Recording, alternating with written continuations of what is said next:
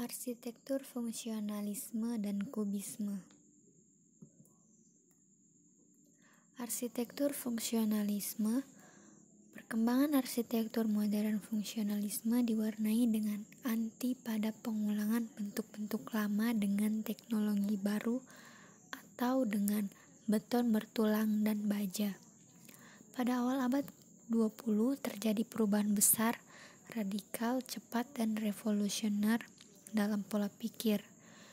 Dalam pandangan arsitektur modern, terjadi perubahan dalam pola dan konsep keindahan arsitektur, di mana keindahan timbul semata-mata oleh adanya fungsi dari elemen-elemen bangunan. Bangunan terbentuk oleh bagian-bagiannya, apakah dinding, jendela, pintu, atap, dan lain-lain tersusun dalam komposisi dari unsur-unsur yang semuanya mempunyai fungsi. Contoh bangunan dan ciri bangunan modern fungsionalisme. Yang pertama itu dari Prancis, yaitu Maison Laroche, Paris, karya Le Corbusier dan Pierre Jeanneret. Denah rumah berbentuk L dimaksudnya untuk memisahkan dua penghuni berbeda. Sisi utama di depan untuk galeri berupa ruang luas dan tinggi karena adanya mezanin, kombinasi dengan 2 atau 3 lantai dengan sisi lainnya. Di atas terdapat sebuah balkon menjorok, melayang, dan ada semacam jembatan menghubungkan ruang-ruang berseberangan dengan mezanin. Selain tangga, Le Corbusier juga merancang jalur landai, banyak jendela besar dan lebar di atas dan di samping. Jendela ini bentuknya tidak lagi seperti dinding dilubangi pada bangunan klasik, tetapi berupa bidang membentuk komposisi horizontal vertikal, terdiri dari bidang kaca dan rangka aluminium. Yang kedua yaitu La Samaritaine. Konstruksi beton bertulang, dinding, dan lantainya dipadukan dengan baja cetak prefabricate pada ruang dalamnya yang bergaya Art Deco. Jendela kaca sangat lebar mendominasi bagian depan dan mezanin menyatukan ruang-ruang di lantai berbeda, merupakan penerapan kubus. Yang kedua yaitu di Jerman. Ada Egg High Tension Plan. Di Berlin karya Peter Behrens. Menggunakan atap kaca diletakkan di antara 2 atap paralel lainnya. Bangunan bertingkat 6 lantai terbagi menjadi 2 yang berupa sayap bangunan. Bangunan melintang 4 lantai menerus melalui hal yang menghubungkan bagian bangunan yang terpisah tersebut. Bangunan yang kedua ada Faugusto Las Factory. Fasad bagian yang mendominasi bangunan tersebut membedakan dengan jelas dari lingkungannya. Rangka besi diletakkan di antara kolom dinding bata kuning mendukung penampilan kaca dan lembaran-lembaran baja pada area dinding. Empatik kesolidan pada sudut diperlihatkan pemecahannya. Transparan penuh yang menyatukan ruang luar dan dalam. Kesederhanaan dan penerapan bahan bangunan modern diutamakan dalam merancangnya. The International Style. German Pavilion at the International Exhibition di Barcelona. Ludwig Mies van der Rohe. Semua dinding dan pintu utuh dari atas sampai bawah membentuk bidang-bidang vertikal. Atap datar dari beton bertulang berwarna kontras dengan dinding dalam komposisi keseluruhannya menjadi unsur horizontal, seolah melayang ringan di atas dinding kaca dan marmer.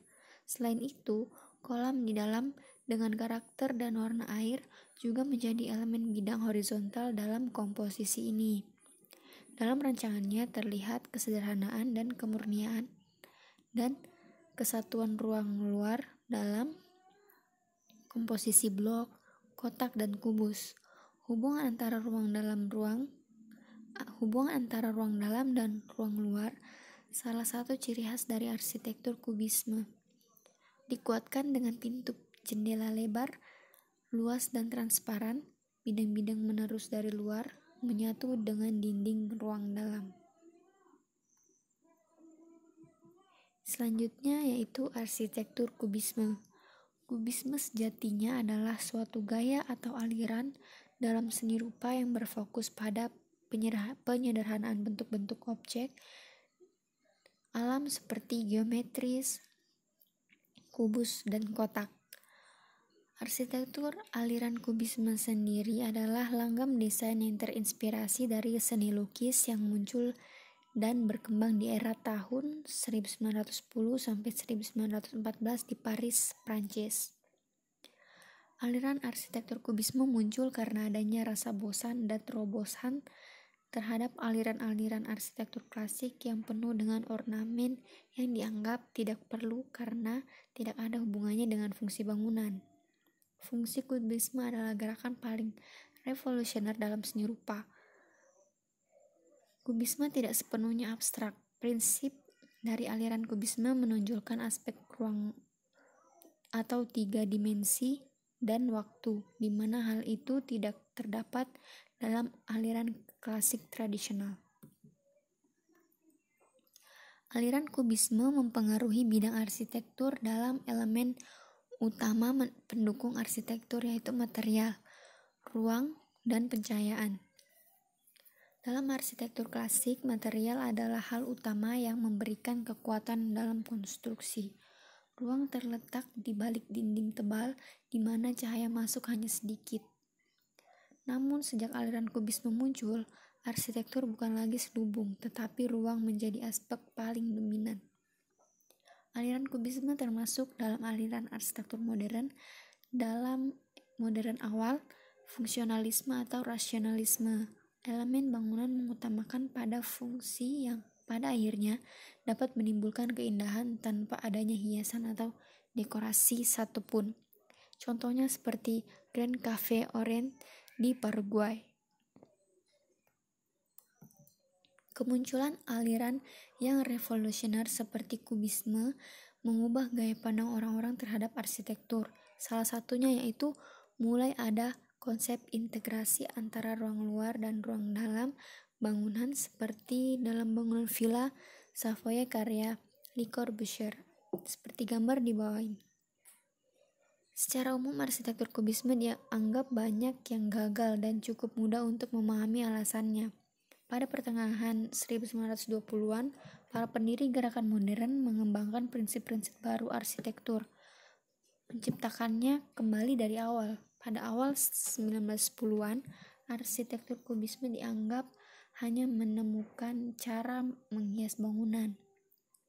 Kaum modernis murni membangun dunia arsitektur baru yang belum pernah ada sebelumnya, dan mereka cukup serius tentang hal itu. Ambisi sosial kubisme sebagai besar terbatas pada impian kolektor kaya. Kubisme mereformasi seni dan tidak menginginkan lebih. Tetapi kaum modernis memutarbalikkan dunia pada saat itu. Sekian pemaparan dari saya. Lebih dan kurangnya mohon maaf. Terima kasih.